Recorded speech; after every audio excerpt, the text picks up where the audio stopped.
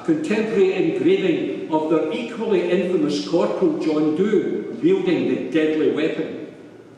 Scott refers to John Dhu as their grim and valiant corporal, calling him the fiercest looking fellow I ever saw, which looks like an accurate description.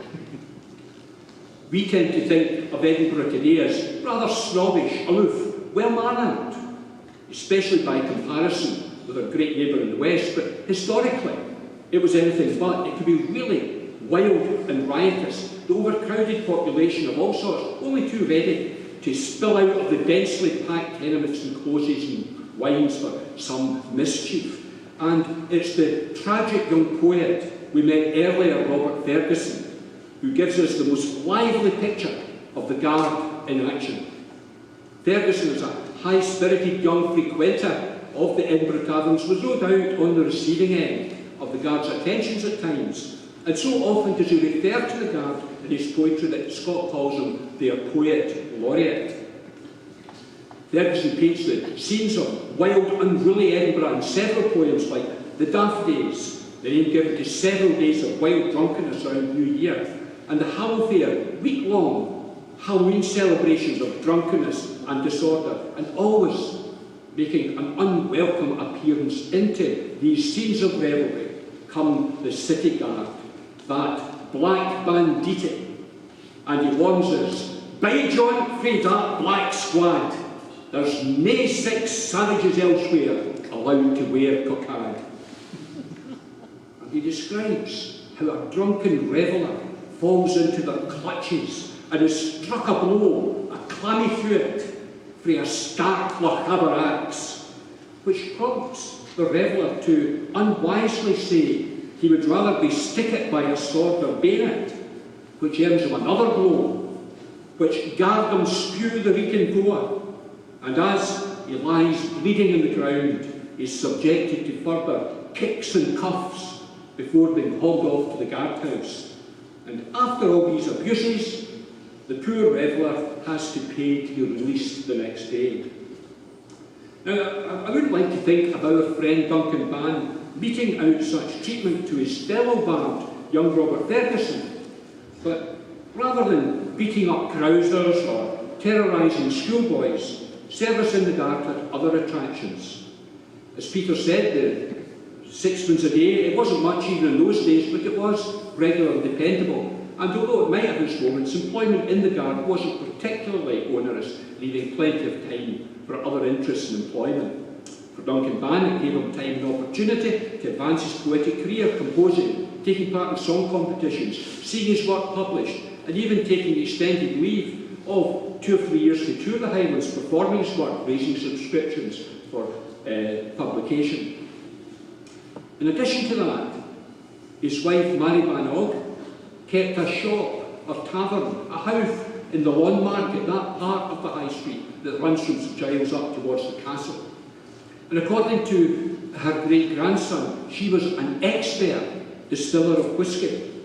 And it's not difficult to picture Duncan there, carousing with his cronies from the Guard, because after all, he was said to have been very fond of company and a cheerful lass.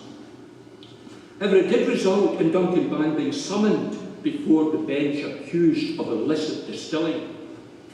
In his defence, he said he had drunk more whisky than he had ever made, and the case was dismissed.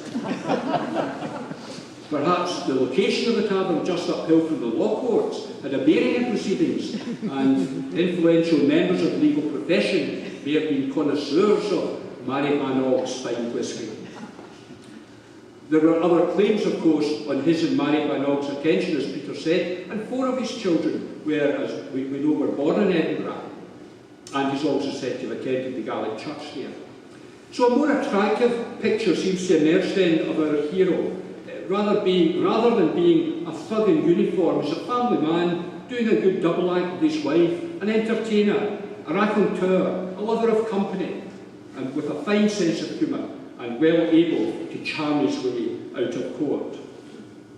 Nevertheless, the winds of change were again blowing. The French Revolution that began in 1789 gave birth for high hopes for reform in Britain, but The authorities were determined to stamp out any notion of such reform here. This was the age of the notorious Edinburgh judge Lord Braxfield, who once said, "Hang a thief when he's young, and he'll no steal when he's old." Impeccable logic. Serious rioting broke out in Edinburgh, requiring regular regiments to be brought in. After one riot, a young chase driver was picked up and convicted of throwing a single stone. Lord Braxfield sentenced him to 14 years in Botany Bay. Just a year later, the young advocate who defended him would receive the same sentence on trumped-up charges, and he was the great radical lawyer Thomas Muir, whose amazingly adventurous life would actually make a great film. What were called fencible regiments were raised to combat the threat of revolution throughout the country, and Duncan Ban was on the move again, with Breadalbyn's regiment as a cook now, since after all he was 70. Just how good a cook he was is perhaps open to question, as there's a story that he sometimes entirely forgot his duties, till admonished by the arrival of his hungry companions, he successfully exerted his powers to make them forget that they had not dined. No doubt a few drams helped, but the story certainly suggests that Duncan Ban's had considerable ability as an entertainer, a storyteller, a singer, a charmer, indispensable for raising the morale of the troops. Our story draws to a close. When the regiment was disbanded in 1799, it was time for Duncan Ban to retire, and we have a final slide where, as Peter referred to, the only example of his writing, his signature, which if you've ever seen Peter's writing or signature, Duncan Ban's is much better. Although he remained in Edinburgh, based in Edinburgh then, until his death in 1812 at the grand old age of 88. The days of Town Guard, they were number 2 once a new police force was established in 1805. Well, Duncan Ban certainly led a fascinating and varied life in eventful, often dark and troubled times. But shining through, out of the glimpses we get of him, is an attractive and charismatic character, somebody who would light up a company, a man of great warmth and humanity, a great bard of the Gaelic tradition, and well worthy of our celebration this afternoon.